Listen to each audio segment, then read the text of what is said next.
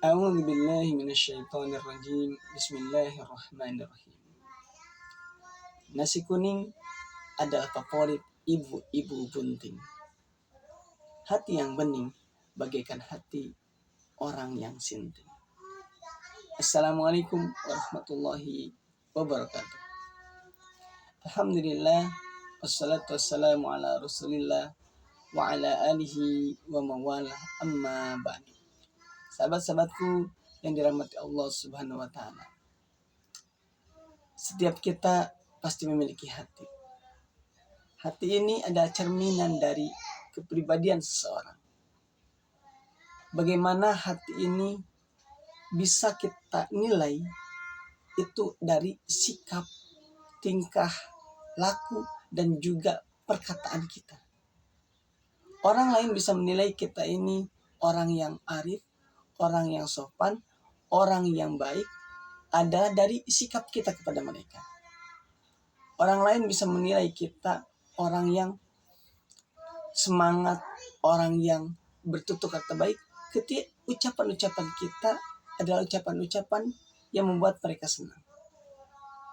Tapi mereka juga bisa menilai kita adalah orang yang buruk perangainya, melihat dari gestur kita, ucapan kita, sikap kita kepada mereka.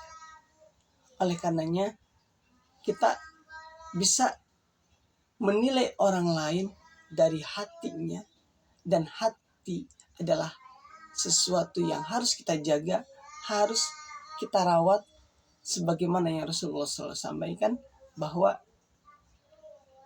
hati manusia itu adalah hati yang senantiasa menunjukkan kepribadiannya. Oleh karenanya teman-teman, dalam riwayat bagaimana Imam Hasan Al-Basri, beliau senantiasa pernah berdoa untuk orang-orang yang pernah menyakitinya, orang yang menzaliminya.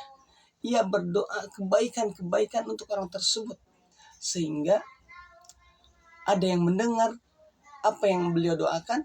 Ia berangan-angan seandainya ia yang menjadi orang yang menzalimi Hasan Al-Basri. Karena doa Hasan Al-Basri ini begitu menginginkan kebaikan bagi orang yang menzaliminya. Dan ketika ditanya kenapa beliau begitu, dan beliau menjawab dengan firman Allah bahwa ternyata orang yang memaafkan dan berbuat baik akan kembali amalnya kepada Allah Subhanahu wa Ta'ala. Artinya diterima.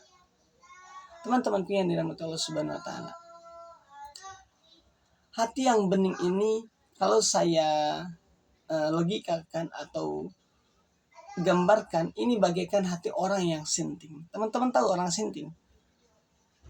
Yang di jalan itu, ya kalau sekarang mungkin anak-anak sering ikutin. Kenapa? Kan dia berbeda dengan orang kita. Orang sinting itu kalau kata Rasulullah, rufi al-qalam, udah diangkat catatannya, nggak dicatat kebaikan, keburukan dan sebagainya, karena dia sudah tidak mikir. Hidupnya nggak ada mikirin apa-apa. Tapi kita bisa ambil hikmahnya teman-teman, kalau menurut saya, bahwa ia tidak pernah memiliki hasad, dia tidak pernah dengki kepada orang lain, ia tidak memiliki keinginan untuk tamak dan benci kepada orang lain.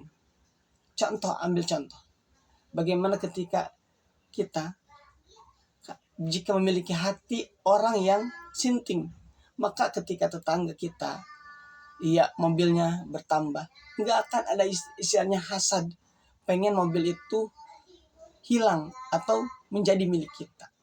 Atau punya tetangga pasangannya cantik atau ganteng, kita pengen memilikinya.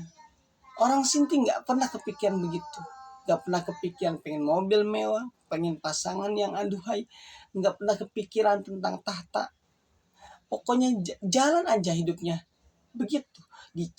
Dicaci, dia nggak benci, dimaki, dia juga no problem, hidupnya tenang. Kenapa? Karena nggak ada mikir. Nah, bukan pada sisi pikirnya itu yang ingin saya sampaikan, bahwa hatinya bening, sebening itu, dan mudah-mudahan kita semua bisa memiliki hati bening sebagaimana hatinya orang sinting yang tidak pernah ada hasad dan dengki kepada siapapun. Barakallahu fikum, kurang dalamnya mohon dimaafkan. Wassalamualaikum warahmatullahi wabarakatuh.